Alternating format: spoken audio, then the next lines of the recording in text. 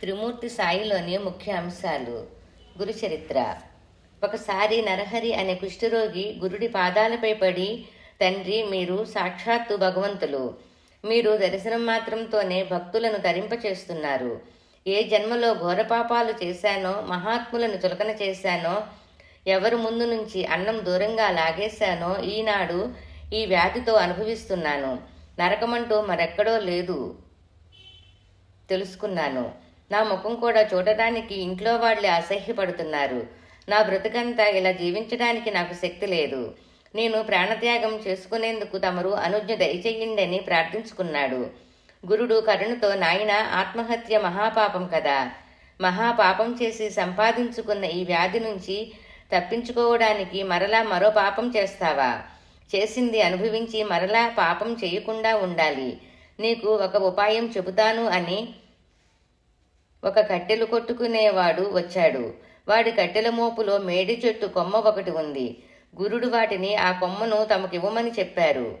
వాడు అట్లాగే ఇచ్చాడు. అప్పుడు గురుడు నరహరికి ఆ మేడు కొమ్మను ఇచ్చి, నాయనా, దీన్ని సంగమానికి తీసుకుని వెళ్ళి తీరములో పాతిపెట్టి రోజు 3 పూటల ప్రదక్షిణం చేసి 2 కుండలు నీళ్లు పోస్తుండు. ఎప్పుడైతే ఈ ఎండు కొమ్మ చిగురిస్తుందో ఆనాటితో నీ వ్యాధి అంతరించినట్లే అని చెప్పారు. నరహరి గురుడిపై అచంచలమైన భక్తితో నమస్కరించుకొని కొమ్మను తీసుకొని సంగమానికి వెళ్ళాడు.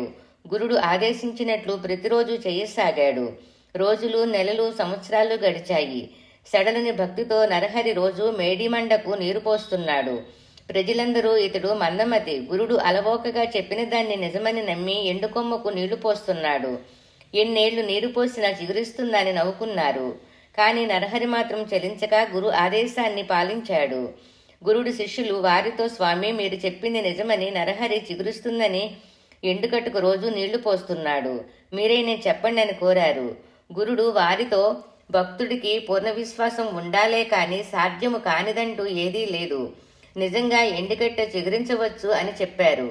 ఒకరోజు శ్రీగురుడు సంగంలో అటుగా వెళ్లారు. నరహరి గురుడికి పాదపద్మాలకు నదీ జలాలతో అభిషేకించి ప్రదక్షిణ చేసి సాష్టాంగ నమస్కారం చేసుకున్నాడు. గురుడు అతని భక్తికి, శ్రద్ధకు సంతోషించి తమ కమండలములోని తీర్థాన్ని నరహరిపైన ఆ మేడు కొమ్మ మీద చిలకరించారు. వెంటనే ఆ ఎండుకట్టె చిగురించింది. దానితో పాటు నరహరి కుష్ఠవ్యాధి మాయమైంది. అటు తర్వాత నరహరి తనకు తగిన కన్యను పెండ్లి చేసుకొని సుఖంగా కాలం గడిపాడు. గురుభక్తితో సాధించలేనిదంటూ ఏమీ లేదు. శ్రీ దత్తాయ నమః.